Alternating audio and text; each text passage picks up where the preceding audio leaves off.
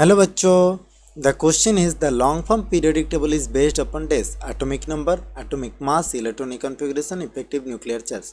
सो इस क्वेश्चन को अगर हम सॉल्व करेंगे लॉन्ग फॉर्म पीरियोडिक, अगर हम देखेंगे कि मेंडलीव पीरियोडिक टेबल जो है आपका it is based upon atomic mass. Mendeleev periodic table atomic mass के ऊपर डिपेंड करता है।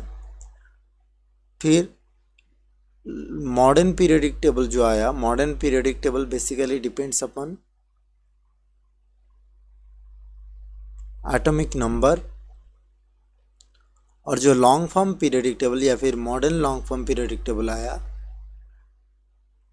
It depends upon both atomic number as well as electronic configuration.